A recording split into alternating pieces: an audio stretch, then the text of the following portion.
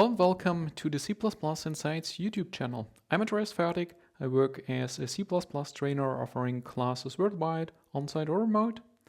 This is my YouTube channel where I use my tool C++ Insights to teach you various topics related to C++. Welcome to another C++ Insights episode. This time we use Compiler Explorer to peek behind the scenes. And what I have here is a class book, and that one stores a std string as mcontents internally. It comes with a constructor that takes a std string by copy and moves that one into the data member mcontents as part of the construction. And then I have a destructor here. That one emits a message whenever such a book object gets destroyed. We will see why I have that in later. And this here is the main part. We have a member function called read. That one returns mcontents as a const reference.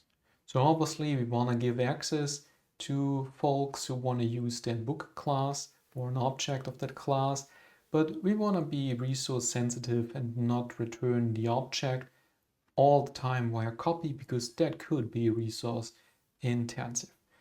So how do we use it? I think that's clear here and easy. I create a book object, call it all tr for Lord of the Rings, put in a very longish text, and then I can access it later. Say I want to read from that book, store it in a const string reference, since this is what read here offers me, and then I'm printing it out so we can see here everything is fine and in order. And then the next thing I'm doing is I'm seeing the destructor here, because what I'm not actually doing, but the compiler does for me, is destroying this object LOTR. So far so good. Everything works pretty good, pretty well. Now let's say another colleague comes in and they prefer a different style, so we activate what I have in a comment below here. I created a temporary book object and I'm calling read on this temporary, and I store it in a const string reference because, of course, const string references, right, they extend the lifetime of the temporary object. Yeah, not exactly, because here the problem is this is my temporary object. But the compiler and the language, they don't see this as getting lifetime extension, because we are calling read on the temporary object, so whatever read returns would be lifetime extended. But since the read is only a reference here to mcontents, and mcontents lives inside book, well, the lifetime extension doesn't happen here. So we get a dangling reference once I want to access it here. And we can see this is why I picked the very long string to defeat the small string optimization. There is a lot of garbage in here, so this is the indication we are looking at undefined behavior. Of course, we can try to avoid these patterns. That's one way to go, but that might be very hard and that might be very hideous. What else can you do? You can use so-called ref or reference qualifiers. So a reference qualifier is, for example, a single ampersand here that says it works on an L value object, and that at the moment doesn't help us much.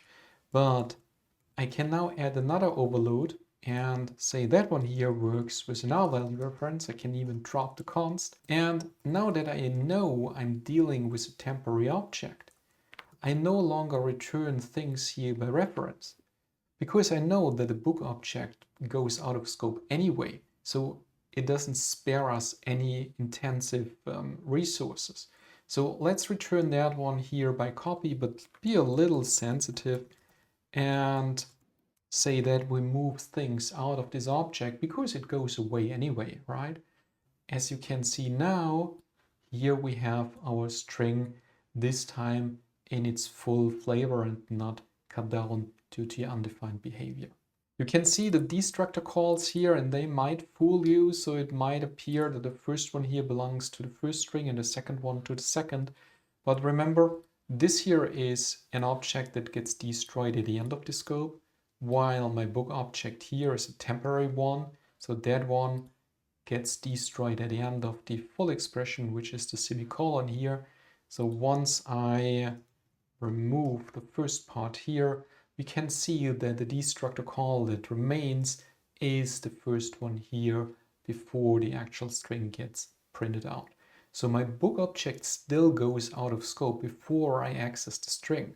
But thanks to the Ref-Qualifiers, I ensured that the things that I return here are by copy, so that the receiver really owns the data here.